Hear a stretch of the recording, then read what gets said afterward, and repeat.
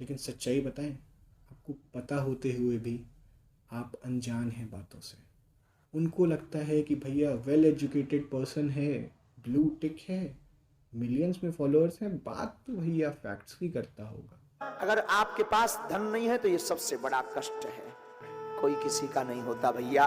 जितने भी यहाँ बैठे हैं याद रखना, तुम्हें लगता है कि ये आदमी हमारा हो जाए तो हम चमत्कार हो जाएगा, ऐसा हो जाएगा, वैसा हो जाएगा। याद रखना, जिंदगी में कभी दौड़ नहीं आएगी, तुम्हें खुद चलना पड़ेगा। इस संसार में कोई किसी का नहीं है सिवा अपने। हमें आज भी याद है, पहले हमारे पिताजी का नाम लोग कार्डों में तक नहीं लिखवाते थे। इतनी विचित्र दशा थी कि भोजन की ठीक से व्यवस्था नहीं हो पाती थी। इसलिए जो है पार्ले जी बिस्कुट खा खा करके हमने 8-8 दिन गुजारे।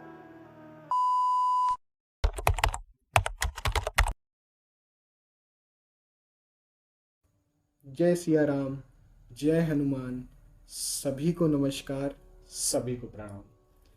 तो बहुत से लोग आ तो गए हैं कि चलिए थंबनेल और टाइटल देख के टैप कर लिया कि चलिए देखते हैं कि ये इस विषय पे बात क्यों कर रहे हैं, इस चैनल पे ऐसी वीडियो क्यों अपलोड हो रही है, इन्होंने ये कैसी वेशभूषा पहन रखी है और क्यों कर रहे हैं ये सब। तो चलिए आपके सभी सवालों के उत्तर हम दे देते हैं और उसके बाद आपको एक ऐसी वीडियो दिखाते हैं जिसके बाद आपका सारा जो मन में, जो आपके दिमाग में चीज़ें भरी हुई हैं, जो नज़रिया है आपका, वो बदल जाएगा। तो चलिए पहले बात कर लेते हैं आपके सबसे पहले सवाल की कि हम ये विषय पे बात क्यों कर रहे हैं। तो सिंपल सी बात है, बहुत ही साधारण सी बात है कि अगर हम बात नहीं करेंगे इन सब विषयों पे तो कोई भी इंसान आके आपको कुछ भी बता जाएगा और आप उसकी बातों में आ जाएंगे, क्योंकि वो ब्लू टिक वाले लोग हैं, उनके फॉलोअर्स ज़्यादा हैं, वो बहुत ज़्यादा पॉपुलर हैं, तो वो कुछ भी बोलेंगे तो आप उनको पत्थर की लकीर मान के आँख बंद करके उनके पीछे चल पड़ेंगे धीरे धीरे धीरे धीरे, और वो आपको ऐसे खाई में गिराएंगे जहाँ से आपका आना कभी भी पॉसिबल नहीं है। तो वो खाई में आप ना गिरें, तो एक छोटा सा कदम हमारी तरफ से भी है कि हम आपको कुछ सच्चाइयाँ बताएं, कुछ फैक्ट्स बताएं जिस पे आप बिलीव करें। आपको करना ही पड़ेगा, आपको सच्चाई सामने दिखाई जाएगी जिसकी वजह से आपका नज़रिया बदलेगा। दूसरी चीज़, इस वीडियो में मैंने ये वेशभूषा क्यों पहन रखी है, तो आपने वो लाइन तो सुनी होगी ना, जैसा देश वैसा भेष। तो बस वही चीज़ को आप यहाँ अप्लाई कर दीजिए। ये वीडियो थोड़ा रिलीजियस पर्पस से बन रहा है, स्पिरिचुअल पर्पस से बन रहा है। सो उससे रिलेटेड हमारा इंडियन ट्रेडिशनल ड्रेस जो होता है, जो हमारे हिंदू धर्म में ड्रेस होती है, मैंने वही ड्रेस पहनी है जिससे एक आपको लगे कि हाँ ये बंदा सीरियस है वीडियो बनाने में। ये जो इंसान सामने बैठ के आपके सामने वीडियो बना रहा है, ये कुछ ऐसी बातें बोलेगा, ये इसने एफर्ट्स डाले हैं वीडियो में कि हाँ कुछ तो है इसमें अलग बात। तो चलिए एक छोटा सा स्टेप रहेगा मेरा आपके लिए। तीसरी चीज़ जो आपके मन में आ रही होगी, या बहुत से हमारे जान पहचान के लोग इसमें देख रहे होंगे, वो सोच रहे होंगे अरे क्या पागलपन कर रहा है, हाँ हंस रहे होंगे आप, सोच रहे होंगे अरे कुछ नहीं मिला तो ये बस इसी पे शुरू हो गया। तो आप सभी के लिए एक जवाब है मेरी तरफ से कि आप भी इसी दुनिया में रहते हैं और हम भी इसी दुनिया में रहते हैं। आप भी वही टीवी देखते हैं, हम भी वही टीवी देखते हैं। आप भी वही न्यूज़ देखते हैं, हम भी वही न्यूज़ देखते हैं। आप भी वही लोगों को देखते हैं और हम भी उन्हीं लोगों को देखते हैं। कारण अलग अलग हो सकते हैं, आप पसंद होने के मारे देखते होंगे और हमें उनकी झूठी बातों की जो सच्चाई साफ लानी होती है, सच्चाई देखनी होती है, हम उस वजह से देखते हैं। तो हम इसलिए बना रहे हैं वीडियो क्योंकि आप नहीं बना रहे हैं। हम इसलिए आपको जागरूक कर रहे हैं क्योंकि आप जागरूक नहीं हैं। हम इसलिए आपको बता रहे हैं क्योंकि आपको पता नहीं है। लेकिन सच्चाई बताएं, आपको पता होते हुए भी आप अनजान हैं बातों से।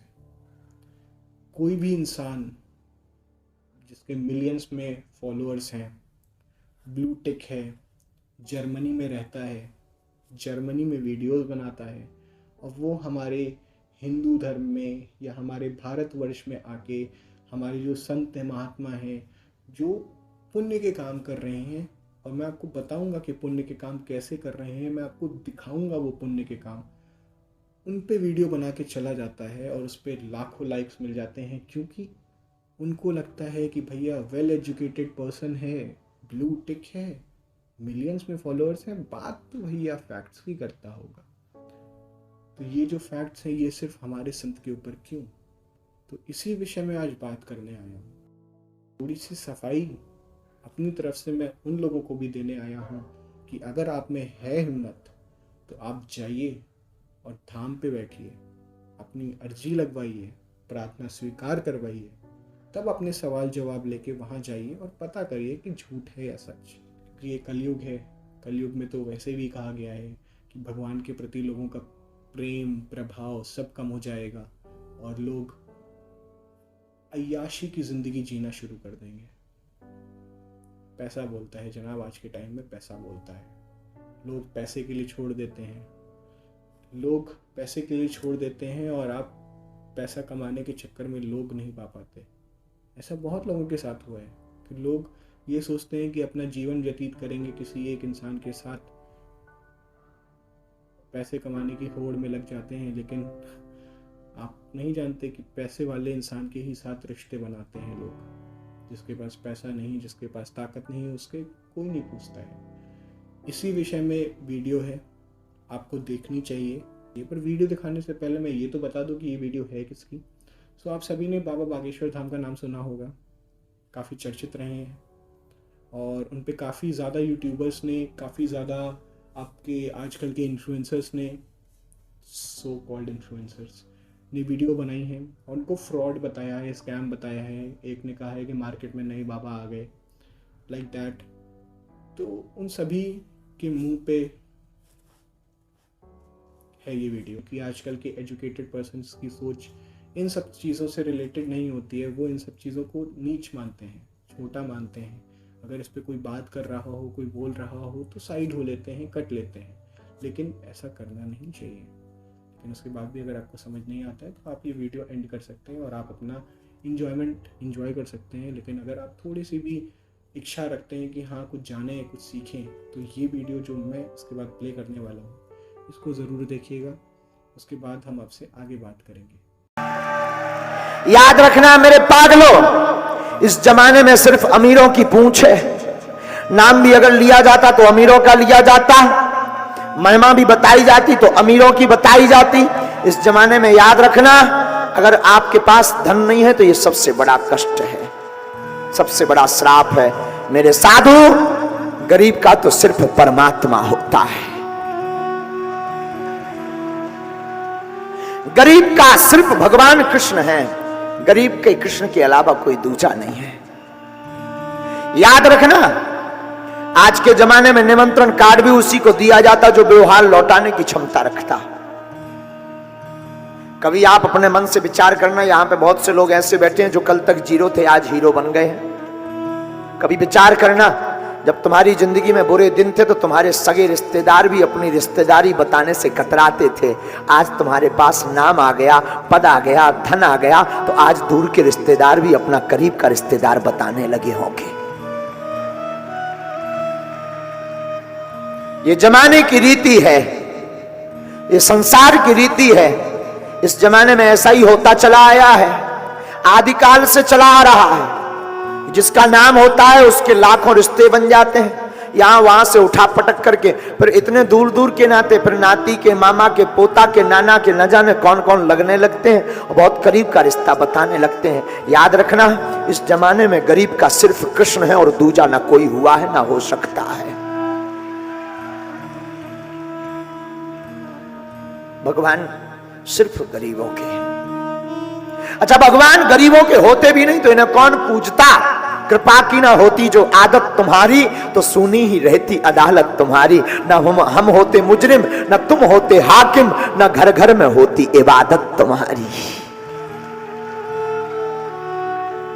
भगवान दीनों के हैं। याद रखना, इस दुनिया में कोई किसी का नहीं। हम लोग भी बड़े पागल हैं, जिनके पास नाम होता, सम्मान होता, उन्हीं का गुणगान गाते हैं। हम लोग भी इतने बड़े वाले पागल हैं, अमीरों के घर की बेटियों का विवाह होता है तो लाखों रुपए का हम लोग गिफ्ट ले जाते हैं तो अपना सौभाग्य मानते हैं, लेकिन जिस आदमी के घर पर गिफ्ट ले जाते हैं उसे कोई फर्क नहीं पड़ता कि तुम लाए कि नहीं लाए। लेकिन कभी गरीब आदमी की बेटी के घर में विवाह में जाना, गरीब आदमी की बेटी के विवाह में जाओगे, 500 रुपए भी देकर आओगे तो उसके लिए वो भी बहुत बड़ा लाखों जैसा लगेगा। डूबते को तिनके का सहारा काफी होता है। और आज भी भारत में लाखों ऐसे लोग हैं जो भूखे सोते हैं। याद रखना, अगर तुम हमें मानते हो तो मेरी प्रार्थना है आज की कथा में मुझे एक वचन देकर जाना। तुम कभी अमीरों के निमंत्रण में जाना या ना जाना, बहुत बड़ा आदमी हो उसके घर पर जाना या ना जाना, उसका व्यवहार मनाना या ना मनाना, तुम्हारे आसपास ऐसा कोई रहता हो जिसका कोई ना हो, झोपड़ी का बासी हो, उसका तुम जरूर बनना प्यारे। क्योंकि उनका कोई नहीं होता है। हमने अपनी आंखों से देखा है, हमने तो कथाओं में भी कई बार आकलन किया है कि कथाओं में मंचों पर सिर्फ वही लोग चढ़ते हैं जिनके पास रुपया होता है। कथाओं में भगवान की आरती भी कितनी विचित्र है। कई बार हमें बहुत दुख लगता है कि भगवान भी कितना विचित्र हो, भगवान की आरती भी कितनी विचित्र है। अगर पद हो तो तुम्हें मंच पर आरती मिलेगी, गरीब तो सिर्फ ताली बजाने के काम आता है। वो तो सिर्फ यही देखता है कि वाह, काश हम आज बलवान होते, पद वाले होते तो हम भी व्यासपीठ के पास में खड़े होकर आरती कर रहे होते। उसके भाग्य में सिर्फ इतना लिखा होता है। बहुत लॉजिकली बात है ये, केवल भागवत की बात नहीं, हर जगह की बात है। चाहे वो राजनीति हो, चाहे वो फंक्शन हो, फंक्शन में भी उसी के स्वागत के लिए लोग दरवाजे पर आते हैं जिसका नाम बड़ा होता है। गरीब तो धक्का खा के कब आया, टेम्पू करके कब धक्का खा कर गया, भूखा गया कि प्यासा गया, किसी को खबर नहीं।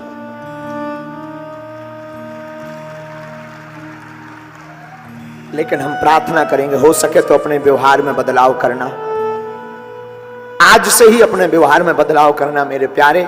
अमीरों को ये नहीं कहते तुम गले मत लगाना, अमीरों को तुम खूब ठाट बाट देना, सोने की रेल का भोजन कराना, और कभी कोई दीनहीन भी आए ना जिसकी हैसियत 2 रुपए की होना, उसको भी अपने बगल में लाकर खड़ा कर देना, वो भी अपने आप को गौरवान्वित महसूस करेगा।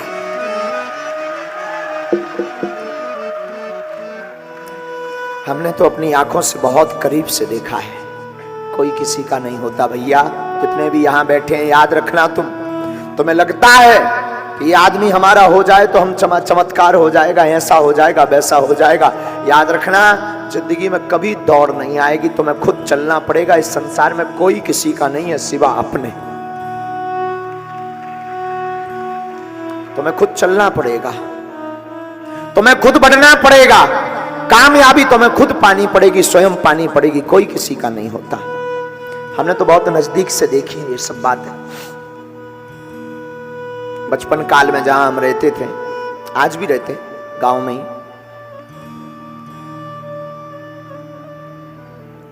हमने भी अपने गांव में, पिताजी हमारे कुछ करते नहीं थे, अपने गांव में हम भिक्षा मांगते थे। आयु हमारी रही होगी यही कोई 8 साल, 8 साल की अवस्था, पूरे गांव में। उससे जो मिलता था उसी से हमसे जो छोटी बहन थी, भाई था, उनका भोजन चलता था। घर में कोई पुरोहित कर्म तो था ही हमारा। कोई अगर सत्यनारायण की कथा बचवाने के लिए आ जाए तो उस जमाने में हमको सत्यनारायण कथा के 5 रुपया मिलते थे।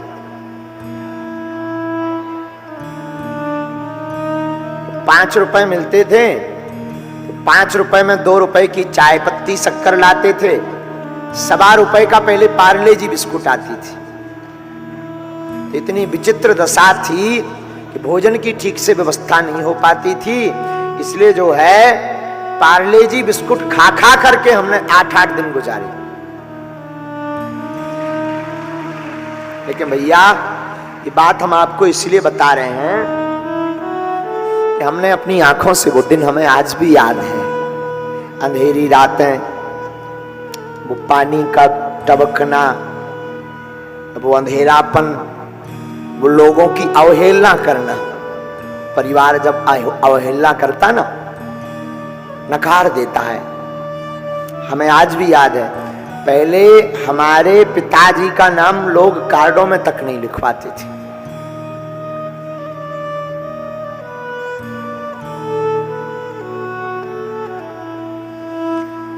क्यों?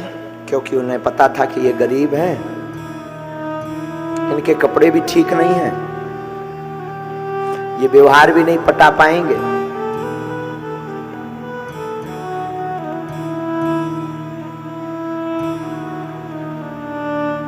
पर हमारी माँ ने हमें एक शिक्षा बहुत अच्छी दी। हमारी माँ कहती थी, बेटा हम लोग गरीब जरूर हैं, देखो हमारे साथ हमारी माँ का बहुत आशीर्वाद है। आज हमारी माँ कहती थी, बेटा हम लोग गरीब जरूर हैं, परंतु बेटा जब भी तुम घर से निकलना मुस्कुराते हुए निकलना। दुनिया को ये पता ना लगे कि हम लोग भूखे हैं। माँ के एक शब्द चोट कर गए थे। माँ ने कहा था, बेटा धैर्य रखो, ईश्वर सब देख रहा, एक दिन अपने भी दिन आएंगे।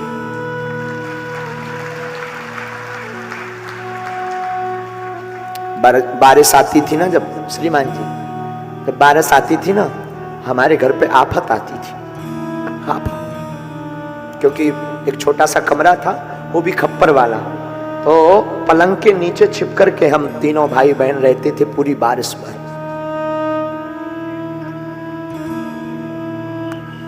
और इतनी अवहेलनाएं सही, इतनी अवहेलनाएं सही, लोग खिल्ली उड़ाते थे। बड़ा पुजारी बना, चंदन लगाते थे तो लोग खिल्ली उड़ा, बड़ा पुजारी बना, फटे कपड़े पहने घूम रहा है, कुछ नहीं बोलते थे। क्या बोलें, क्या कहें, किसको कहें? शायद भगवान ही हंस रहा।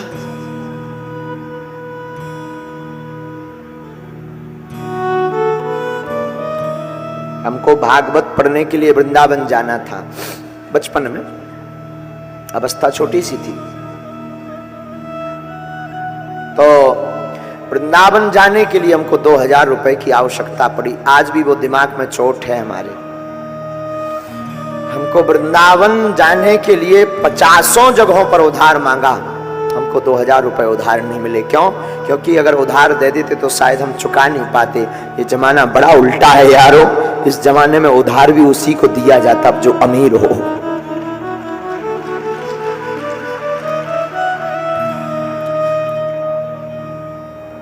वो अंधेरी गलियां, वो लोगों का हंसना, त्योहार आते थे तो लगता था क्या करें। दीपावली आती थी, सबके बच्चे नए कपड़े, मिठाई, पटाखे। हमारी आप दशा सुनेंगे तो आप चौंक जाएंगे। ये दशा हम आपको इमोशनल के लिए बात नहीं कर रहे, हम ये दशा बता रहे हैं कि जब हमारी जिंदगी में चमत्कार हो सकता है तो तुम्हारी जिंदगी में क्यों नहीं। हमने अपनी जिंदगी में जब दीपावली आती थी तो सबके बच्चे, पहले के जमाने में काशीराम नाम का एक पटाखा चलता था, हमें आज भी याद है, पूरा एक एक वाकया हमारे मन मस्तिष्क में आज भी भरा, आज भी हम भूले नहीं, और ईश्वर करे वो दिन कभी हम भूले भी ना। तो जो पटाखे चलते थे काशीराम, उन पटाखों को जब रात को सब जला लेते थे तो सुबह होती थी, तो हम सुबह जो है रास्ते में गलियों में निकलते थे कि रात को शायद किसी का कोई ऐसा पटाखा गिर गया हो अंधेरे में, चल ना पाया हो, वो फूट ना पाया हो, तो वो मिल जाए तो हम उसको चलाएंगे, फिर खुशी मनाएंगे।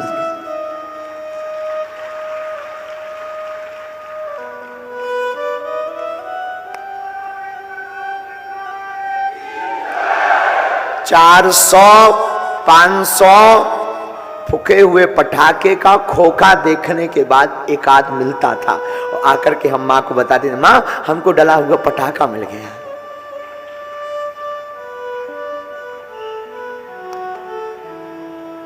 भगवान करे वो दिन किसी की जिंदगी में न आवे।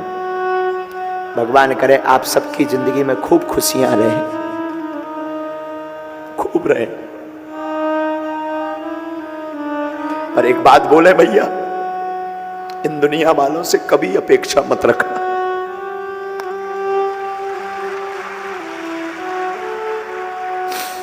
मत रखना। ये दुनिया तुम्हारी अवहेलना के अलावा कुछ नहीं करेगी।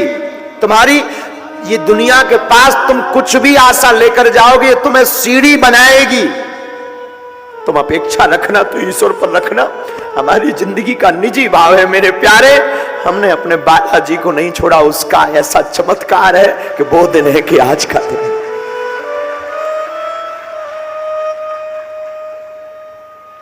5 किलोमीटर है मेन हाईवे से हमारा गांव, गढ़ा गांव जहां हम रहे।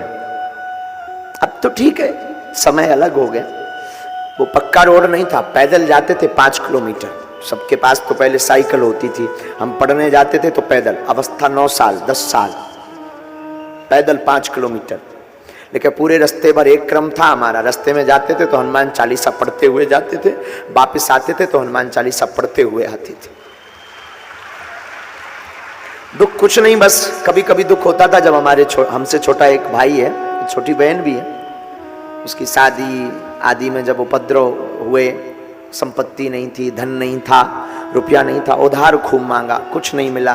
तो हमारे यहाँ पर 2-3 पशुएं थी, पशु उनको बेचा, तब जाकर बहन का विवाह में कुछ व्यवस्था हो पाई। लेकिन उसी दिन हमने प्रण लिया था बालाजी के सामने, बालाजी हमारी जिंदगी में कभी दौड़ आएगी, अगर गुरु ने चाहा तो हम एक दिन ऐसा लाएंगे कि हम भी गरीब बेटियों का विवाह करेंगे।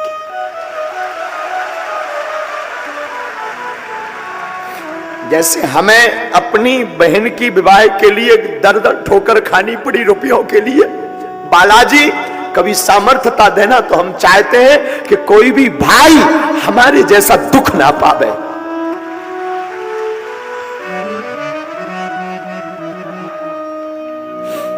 उस वक्त आपको पता होगा, वैसे सर्वविदित है, पूरे जगत को पता है। उस वक्त हमारी मदद एक मुसलमान भाई ने की थी, जिनका नाम शेख मुबारक है। हाँ, जाति से मुसलमान थे, लेकिन वो हमारे मित्र थे बचपन के। हमारी बहन का जब विवाह था तो हमको 20,000 रुपयों की जरूरत थी। उस आदमी ने बिना सोचे ये चुकाएंगे कि नहीं, बाकी हम अपनों की और सबकी बात बता रहे हैं। जगत में झूठी देखी प्रीत, एक भाई पर क्या गुजरती है भाई जानता है। भूखे का कोई नहीं होता। त्योहार आते हैं तो सबके घर में खुशियां मनती। आज तुम लोग यहाँ पहुंच गए तो तुम्हें लगता है अरे त्योहार है, इस बार थोड़ा सेलिब्रेट और अलग ढंग से करें, बड़े ढंग से करें। कभी जिंदगी जीकर देखना उन गरीबों की जिनके त्योहार पूरी भी बन जाए तो वो उस दिन को त्योहार मान लेते हैं।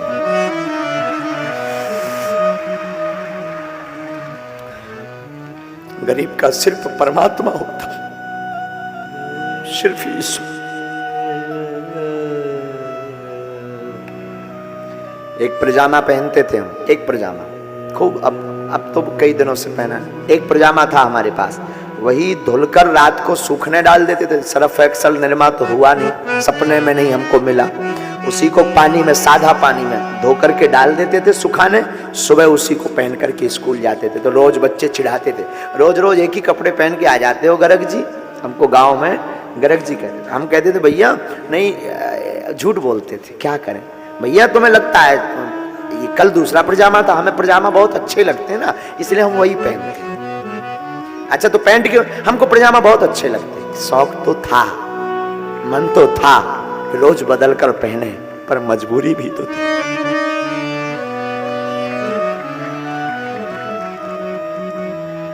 क्या करते, मजबूरी भी तो थी। और लोग तो अवहेलना करते थे, लोग तो ताने देते थे, बड़े भगवान के बने हो, क्या कर लिया भगवान ने। हमारी माँ का क्या कहना, धन्य है मेरी माँ, ये माँ का ज्ञान हम तुमको दे रहे हैं। हमारी माँ का क्या कहना, माँ कहती थी बेटा प्रभु को मत भूलना, एक दिन अपना भी समय आएगा। इसीलिए तो हमने पता है आपको, इसीलिए तो हम चाहते तो बागेश्वर धाम पर खूब समुदाय आता, लाखों रुपया आते। लोगों को लगता है गुरुजी बहुत अमीर आदमी, ठीक है, आपकी भावना, भगवान ईश्वर जय जय करे। लाखों रुपए ठीक है आते, दान पेटी में खूब रुपया आता है, लेकिन हमने सोचा अगर दान पेटी का रुपया हम रखेंगे तो बहुत जल्दी अमीर हो जाएंगे, बड़े बड़े भवन हो जाएंगे, गाड़ियां हो जाएंगे, कोई मतलब नहीं निकलेगा। तब हमने प्रण लिया कि जैसे हमने बहन के विवाह में दुख भोगा, कोई ना भोगे, तो दान पेटी की रुपयों से गरीब बेटियों का विवाह करवाएंगे। और आज भगवान की कृपा है, हर साल बेटियों का विवाह हो रहा। 2023 में भी 18 फरवरी को 121 बेटियों का विवाह हो रहा है। ऐसी बेटियां जिनके भाई नहीं। जब हमने दुख झेल लिया, बहुत शिष्य हमसे जुड़ गए, बड़े बड़े लोग जुड़ गए, वो बोले गुरुजी कुछ सेवा बताओ। हमने कहा अगर हम रुपयों की सेवा देंगे तो चूक जाएंगे, अगर हम रुपया मांगेंगे, कोई धन दौलत गाड़ी मांगेंगे तो हम चूक जाएंगे बहुत जल्दी, और जैसे गुरु हैं उनके जैसे हो जाएंगे। हमने तुरंत संकल्प लिया, 3 साल से लगातार प्रतिदिन अन्नपूर्णा भंडारा चलाया जाए। हम धाम पर रहे ना रहे, भंडारा चलता। आज भी ऐसा नहीं है, आज भी कई दिन ऐसे आ जाते हैं कि उठा पटक करनी पड़ती, उधार उठाना पड़ता, कर्ज लेना पड़ता, लेकिन भगवान की ऐसी कृपा है भैया, वो दिन और आज का दिन, आज तक हम दोनों दिनों में कभी हम भूले नहीं। तो भगवान की ऐसी कृपा है कि कभी भी भगवान हमारी ना कर। तुमको लिखना है कितने घंटे ट्रैक्टर चला, कितना डीजल लगा, और शाम को सिर्फ 1 रुपया मिलता था। माँ पूछती थी दिन भर कहाँ था, माँ स्कूल गए, स्कूल से खेलते रहे, स्कूल गई नहीं। माँ ने पूछा ये रुपया कहाँ से आया, माँ एक व्यक्ति जा रहे थे तो हमने उनका कुछ बता दिया, बागेश्वर बालाजी का नाम लेके, तो वो हमको चढ़ोतरी दे गए। ब्राह्मण थे तो ये स्वाभाविक था, ठीक झूठ बोले, क्या कह दें, अब माँ को क्या बोले, माँ तो खुद परेशान।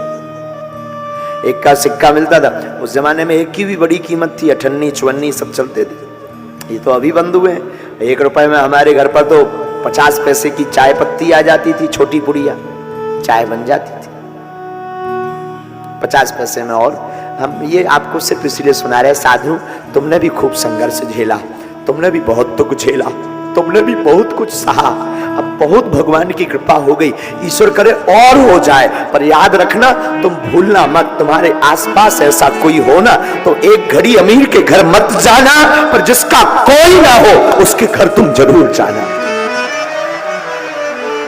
अमीरों के बहुत हैं, तुम सिर्फ प्रोटोकॉल निभाते हो, तुम सिर्फ चमक धमक देखते हो, ये तुम्हारी धूर्तता है। हम तुम्हें ये समझाने के लिए अपनी आप बीती बताए मेरे प्यारे, कि तुम पद के चक्कर में, नाम के चक्कर में, चमक के चक्कर में छोटे छोटे लोगों को धक्का देकर के न जाने उसके साथ क्या शोषण होता है। प्यारे, हो सके तो कभी अपने दिन को याद करके उनको गले लगाकर देखना। तुम बड़े बनो, लेकिन इतने बड़े मत बनो कि कोई गरीब ना मिल पाए। तुम इतने बड़े बनो कि कोई दीनहीन तुम्हारे बगल में खड़ा हो तो वो भी अपने आप को बड़ा मानने लगे। तुम इतने बड़े बनो मेरे प्यारे, बनना है। और आज की कथा में जितने भी हमारे पागल बैठे, अगर तुम हमको मानते हो, बुरा मत मानना, भगवान की खूब कृपा है हम पर। तुम लोग हो, हमें कुछ जरूरत नहीं। लोग कुछ भी बोलते रहे वो बात अलग है, सच ये है हमें कुछ जरूरत नहीं। तुम लोगों से बड़ी हमारी कोई संपत्ति नहीं है। कभी भी मौका मिले ना, तुम्हारे लिए 24 घंटे बागेश्वर धाम का दरबार खुला है, चले आ। कोई जब साथ ना देना, हम भी शायद ना दे पाएंगे साथ, लेकिन जिनसे हमने सब कुछ पाया तुम उनको पकड़ लो, तुम भी सब कुछ पा जाओगे। तो मैं आशा करता हूँ कि आपने वीडियो पूरी देखी है, तभी आप यहाँ तक आए हैं। अगर आपने वीडियो पूरी नहीं देखी और आपने tap tap tap tap skip skip skip skip करके यहाँ तक पहुँच गए, या यहाँ तक नहीं पहुँचे, तो जो नहीं पहुँचा उनको तो मैं कुछ नहीं कह सकता हूँ। जो पहुँचे हैं उनसे यही विनती है कि अगर आपने पूरा वीडियो नहीं देखा है तो पहले पूरा वीडियो देखिएगा, उसके बाद यहाँ पे आके मेरी बात को सुनिएगा। और जिन लोगों ने पूरा वीडियो देखा है मैं उनको प्रणाम करता हूँ, धन्यवाद करता हूँ। आपका नज़रिया थोड़ा सा भी अगर बदला है उनको लेके या हमारे बाबाओं को लेके, तो बात सिंपल सी है, मेरा कार्य सफल हुआ। अब बात है कि मैंने ये वीडियो डाली क्यों। तो वीडियो डालने का एक नॉर्मल सी बात है भाई कि अगर हम बात नहीं करेंगे आज के टाइम में इन सब से रिलेटेड और लोग आरोप पे आरोप लगा के चले जाएंगे, तो फिर हमारे अस्तित्व का, हमारे जीवन का क्या फ़ायदा, क्या लाभ। अगर हमारे ही लोगों को लोग टारगेट करेंगे, वो भी ज़बरदस्ती,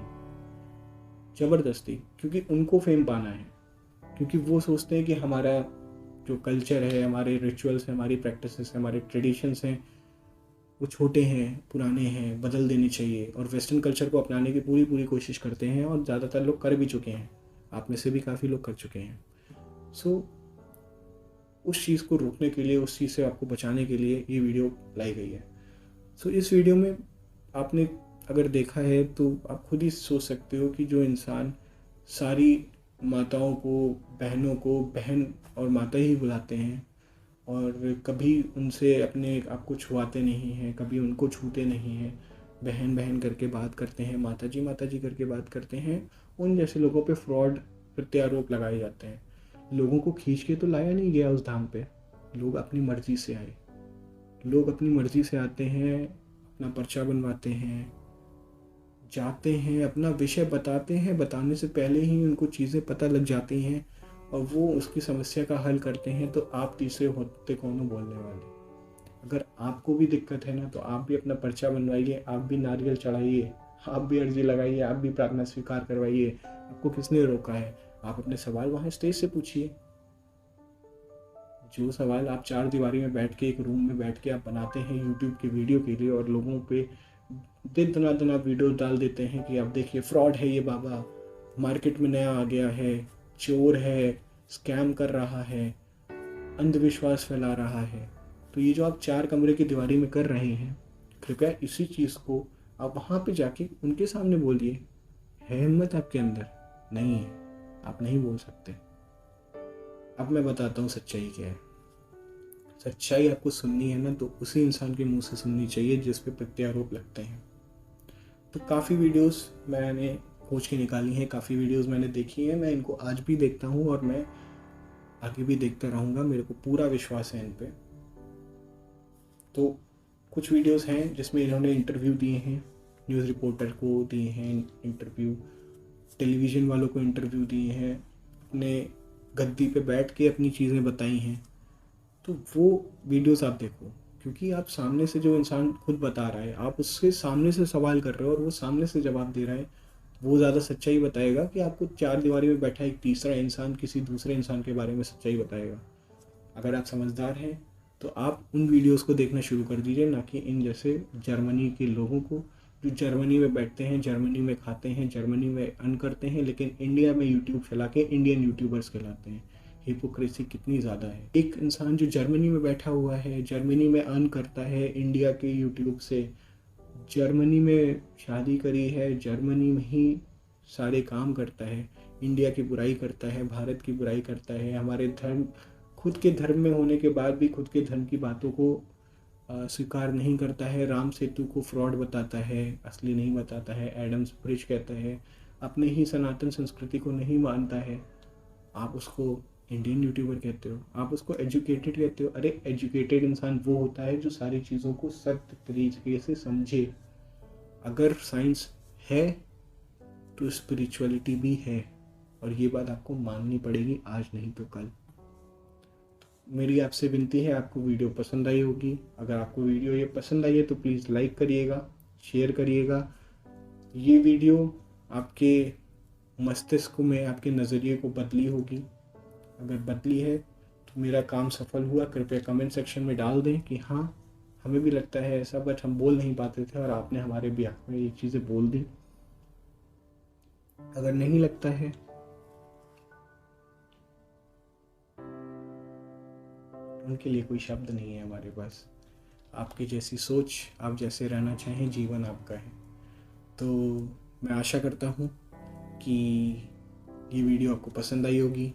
अगर पसंद आई है तो प्लीज़ लाइक करिएगा, शेयर करिएगा, चैनल को सब्सक्राइब करिएगा। आगे कंटेंट आएगा, अच्छे अच्छे कंटेंट आएंगे, उसमें हम बातें करेंगे, फैक्ट्स बताऊंगा, फिगर्स के साथ सच्चाई बताऊंगा, और पढ़ाई से रिलेटेड कंटेंट आता रहेगा। सो प्लीज़ सब्सक्राइब करिएगा चैनल को। मिलते हैं आपसे अगली वीडियो में, तब तक प्रणाम।